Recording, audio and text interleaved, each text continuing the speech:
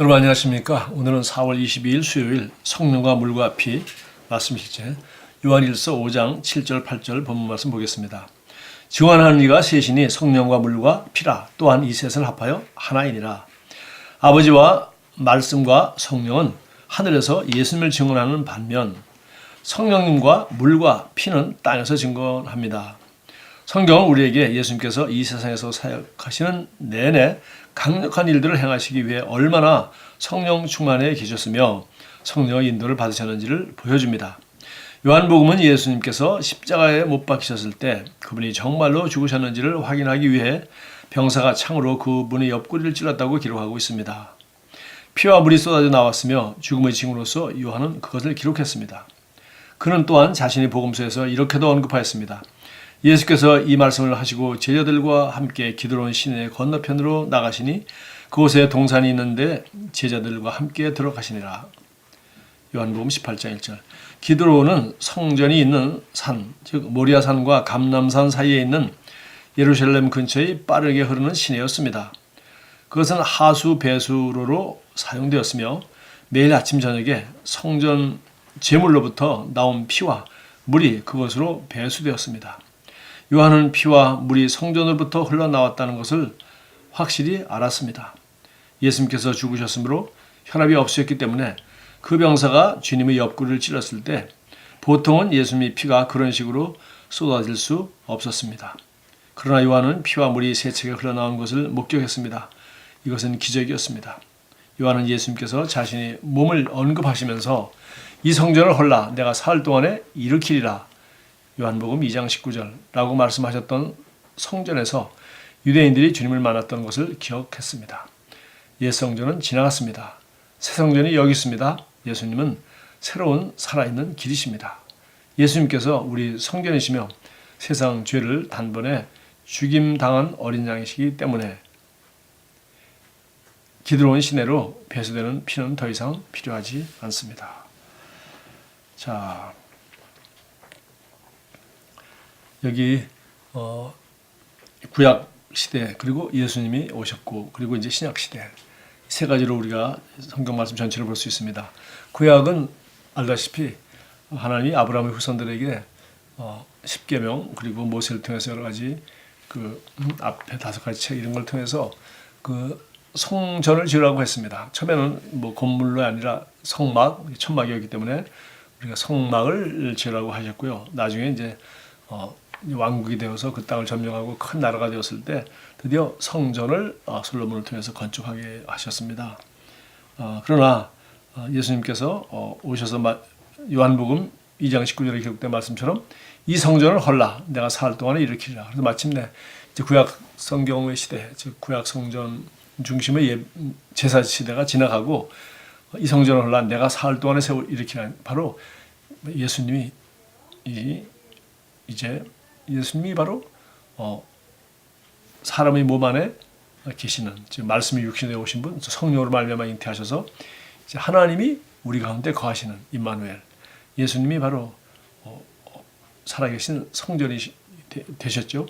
그래서 사실은 이 성전을 헐라 내가 사흘 동안에 일으키라는 것은 우리가 그냥 우리 전체적으로 생각하면은 이제 그 예수님이 제자들이 야 이거 이 성전 건물이 대단하죠? 라고 이제 했을 때 하신 말씀이거든요. 그래서 그 구약 시대에 사람이 손으로 진 그 성막 혹은 성전 거기서 양과 염소의 피로 하나님 앞에 제사를 드리고 하던 이제 그 시대는 끝났고 이제 그래서 더 이상 이런 구약 시대 성전은 필요가 없게 되는 것입니다. 그래서 사실 예수님이 가신 뒤에 드디어 서기 70년 이스라엘이 멸망할 때 그 성전은 완전히 다 무너진 것을 우리가 알고 있고 지금도 그 바닥만 남아 있다는 것을 우리가 알고 있습니다. 그리고 이제 여기서 두 번째는 이 성전 헐라 내가 사흘 동안에 일으키라. 이것은 예수님이 바로 말씀이 하나님이 이제 인간과 함께 거하시는 것, 즉 성전이 되어서 오신 거죠. 그래서 내가 죽으면 사흘 후에 내가 다시 부활할 것이다 하는 예언을 그렇게 예언한 것이고요. 이제 세 번째는 뭡니까? 드디어 이 맨 마지막 줄에 얘기한 것처럼 옛 성전 시대는 지나갔습니다. 이제 드디어 예수님이 죽으시고 그 옛 성전을 헐고 사흘 만에 이제 일으키시라. 예수님이 부활하심으로 말미암아 이제 부활의 첫 열매가 되셨고 이제 그 부활하심으로 말미암아 이제 우리를 다시 이제 우리를 새롭게 새로운 피조물이 되게 해서 이제 우리가 하나님이 성령이 거하는 성전이 될 수 있는 그런 새로운 시대가 시작의 시대가 열린 것이죠. 그래서 예수님이 부활 이후에 성령을 보내주심으로 말미암아 또 우리에게 영생을 주시고 영생 즉 하나님의 생명을 우리가 받았고 그리고 이제는 성령이 우리 거듭난 영안에 거하게 함으로 말미암아 우리가 이제는 하나님의 성전이 되었습니다. 자, 이것은 뭐 신학적으로 우리가 교리적으로 너무나 잘 아는 말이지만 아직도 이렇게 뭐 잘 알고 있는 것 같지도 않습니다. 안다고 하지만 말은 엉뚱하게 하죠. 성전 건축이라는 말을 대한민국 교회에서 아직도 여전히 쓰고 있고요. 그리고 뭐 교회 간다는 말 이건 뭐 어떻게 고칠 수도 없습니다만은 교회는 이런 건물이 아니라 성도가 교회죠.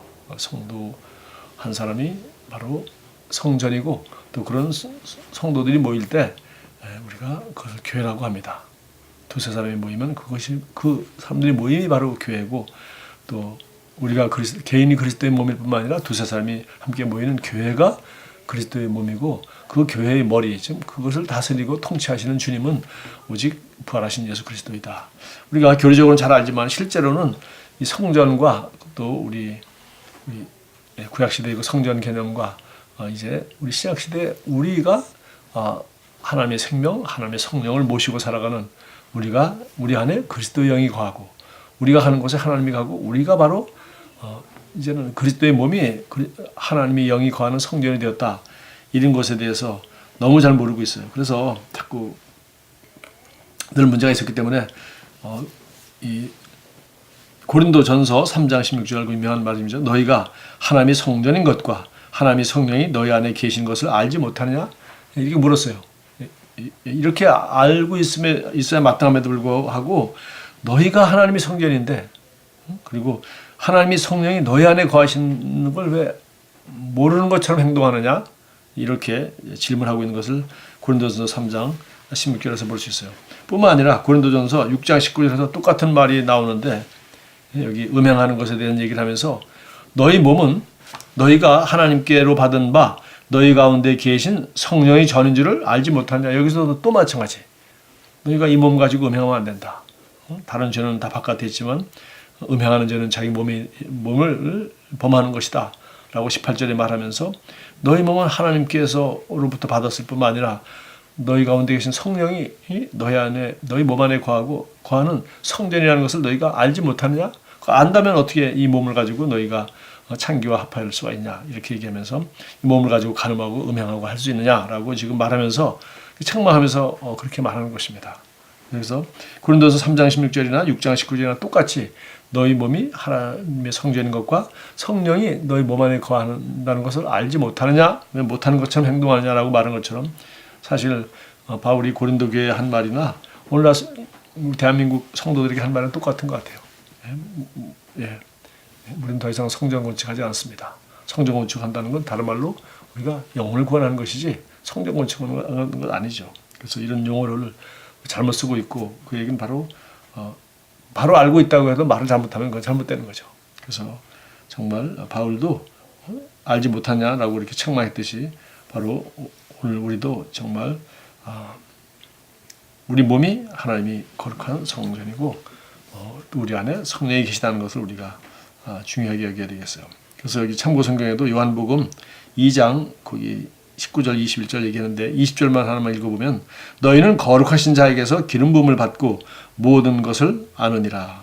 거룩하신 자에게서 기름 부음을 받았다. 그래서 모든 것을 안다는 거 기름 부음을 받아서 그 기름 부음인 그 그리스도의 영이 너희 안에 거하신다 하는 그 얘기를 지금 하고 있는 것이죠. 또 에베소 2장 여기 13절부터 16절 갖다가 여기 참고 성경으로 나와 있는데 이건 뭐 지금 제가 설명한 구약 성경과 예수님 시대와 그리고 예수님 오심으로 신약 시대가 열린 그 내용을 그냥 그대로 설명하고 있습니다. 그냥 읽어보겠습니다.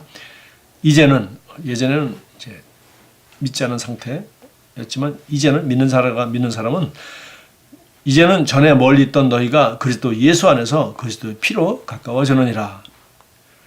그는 우리의 화평이신지라 둘로 하나를 만드사 원수된 것 곧 중간에 막힌 담을 자기 육체로 하시고 법조문으로 된 계명의 율법을 폐하셨으니 이는 이 둘을 자기 안에서 한 새 사람을 지어 화평하게 하시고 또 십자가로 이 둘을 한 몸으로 하나님과 화목하게 하려 하심이라.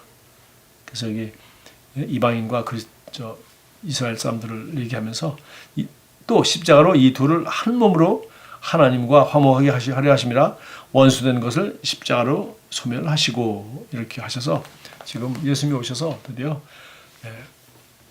십자가로 이 율법의 저주로부터 우리를 구원하시고 이제 드디어 그리스도 안에서 하나님이 성전이 되고 하나님의 자녀가 되고 이제는 성전에 가서 제사 드리는 것이 아니라 이제는 우리 몸이 오히려 하나님께서 받으시는 제물이 되고 우리 삶으로 하나님께 예배드리는 삶, 예수 그리스도를 우리의 주님으로 섬기는 삶, 그래서 하나님을 사랑하고 이웃을 섬기는 삶, 그것이 우리가 하나님께 드려야 할 진정한 예배다 하는 그런 새로운 시대가 온 것을 말하고 있습니다. 기도하겠습니다. 사랑하는 아버지, 구원의 선물을 우리에게 주심으로 위대한 사랑을 증명해 주심에 감사드립니다. 하나님의 양이 단번에 우리의 자리에 희생되었으므로 우리는 영원히 당신 이름을 찬양하고 영광 돌릴 수 있습니다. 할렐루야. 여러분, 오늘 하루가 주님이 받으시는, 주님께 드리는 최고의 희생 제물이 되는 그런 삶을 살게 되기를 바랍니다. 감사합니다.